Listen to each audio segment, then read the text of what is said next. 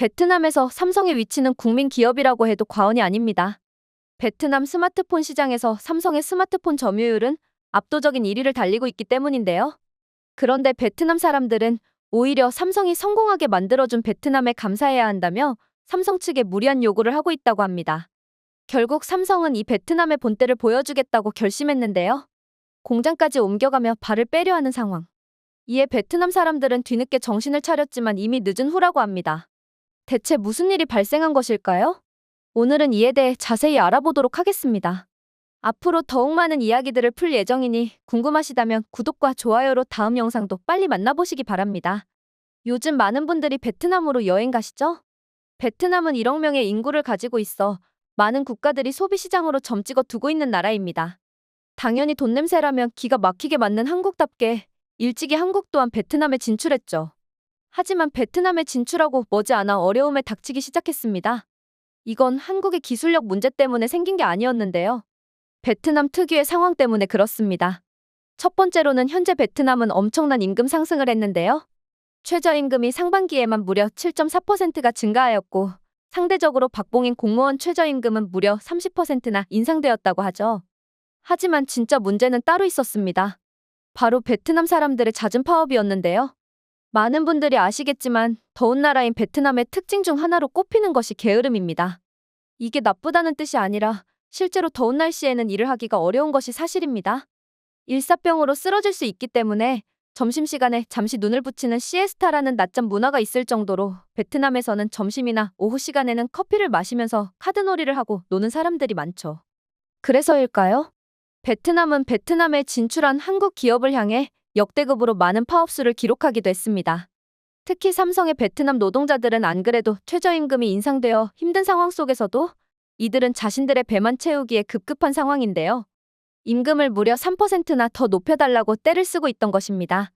특히 베트남 파업의 특징은 노조 승인 없이 근로자들이 독자적으로 조직해버린 비공인 파업들이 많은데요. 이번 파업 또한 삼성전자 공장에서 일하는 노동자 약 2만 7천 명이 회사에 들어가 무리하게 요구를 했다고 합니다. 처음에 삼성은 명절이 끝나면 요구를 들어주겠다고 한 발 물러서기까지 했으나 지금 당장 하지 않으면 파업을 멈추지 않겠다는 협박에 울며 겨자 먹기로 임금을 인상시킬 수밖에 없었는데요. 문제는 여기서 끝이 아니었습니다.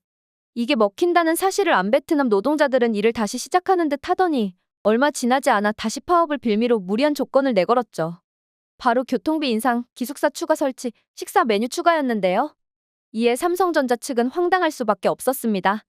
왜냐하면 베트남 사람들이 한국 사람들처럼 열심히 일을 몇 년간 하며 의리를 지켜 신뢰가 쌓였다면 당연히 기숙사 추가 설치나 식사 메뉴를 추가하는 것은 일도 아니었을 겁니다.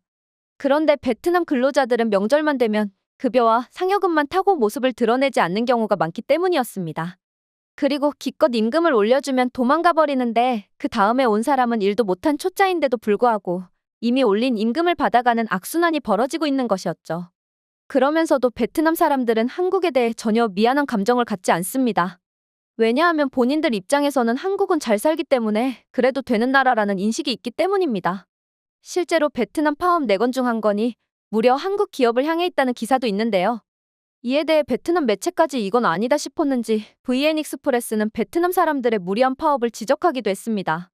그러면 정신을 차릴 만도 한데 또 삼성전자 근로자들은 기본급 인상과 성과급 지급 기준 변경을 요구하며 파업을 진행했다고 합니다. 이쯤 되니 궁금한 게 혹시 한국 기업들이 베트남 사람들에게 잘 못해줘서 이런 일이 발생한 거 아냐? 라는 의구심이었는데요. 놀랍게도 그건 아니었습니다. 삼성전자 공장 근로자들의 임금은 현지의 노동자들보다 1.5배나 높습니다. 또한 기숙사는 물론이고 그 근처에 취미를 즐길 수 있도록 PC방이나 편의점, 피트니스 센터까지 모두 있다고 합니다. 또 아침, 점심, 저녁 세끼를 제공하며 끼니마다 무려 6개의 메뉴를 제공하고 있었죠. 게다가 이미 삼성전자는 지난해 연봉의 최대 50%를 성과 인센티브로 지급했었고 목표 달성 장려금이라는 취지로 월 기본급의 최대 200%까지 지급하였는데요.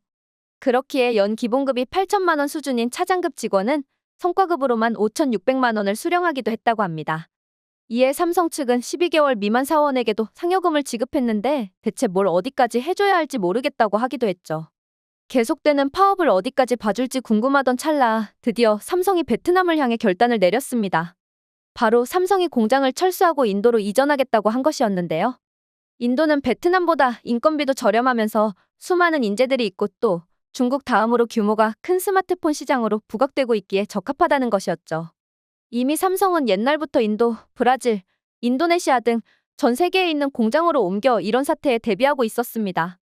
이런 상황을 꿈에도 모르고 있었던 베트남 사람들은 호랑이 무서운 줄도 모르고 계속 갑질을 해왔던 것인데요. 값싼 물가가 가장 큰 메리트였는데 이런 이점마저 사라지고 있는 데다 계속되는 파업으로 일정의 차질이 생기니 당연한 것인데 베트남 근로자들만 그 정도를 모르고 있었다는 게 황당합니다. 현재 삼성전자는 2025년 이내로 모든 공장을 이전하기로 마음먹었는데요. 그 결과는 베트남 17만 명의 실직자로 돌아가게 되었습니다. 이에 뒤늦게 베트남 정부 또한 삼성에게 울며불며 매달리고 있지만 별 소용이 없었는데요. 이는 파업만이 문제가 아니었기 때문입니다. 베트남 사람들은 삼성전자에서 일을 하는 것이 가업의 큰 영광으로 여겨진다고 합니다.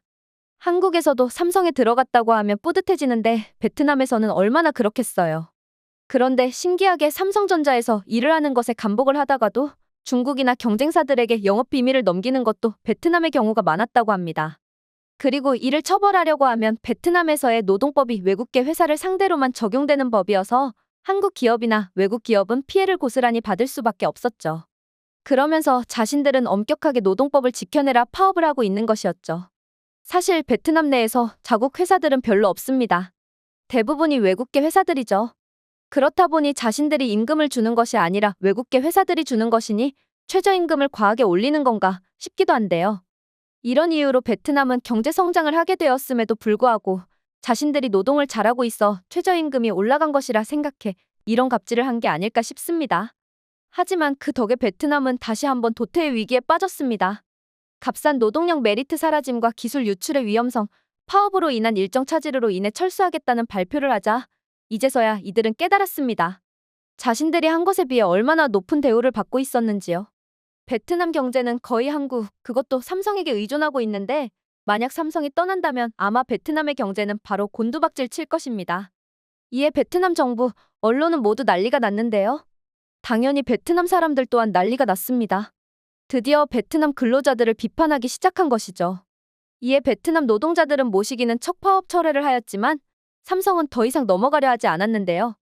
일단 열이 끝까지 받친 삼성전자는 베트남 공장의 주 5일 근무를 주 3일까지 줄이며 휴가를 많이 주는 등 근무 일수를 줄이며 떠날 준비를 하고 있습니다. 그리고 이들의 근무 일수를 줄이고 다른 곳에 업무를 몰아줘도 오히려 더 잘 돌아가는 공장을 보며 삼성은 맞는 판단을 내렸다는 생각을 하고 있죠. 만약 한국이 떠난 베트남은 어떻게 될까요? 베트남이 이에 대해 어떻게 대응할지 궁금해집니다. 여러분들의 생각도 함께 남겨주세요. 시청해주셔서 감사합니다.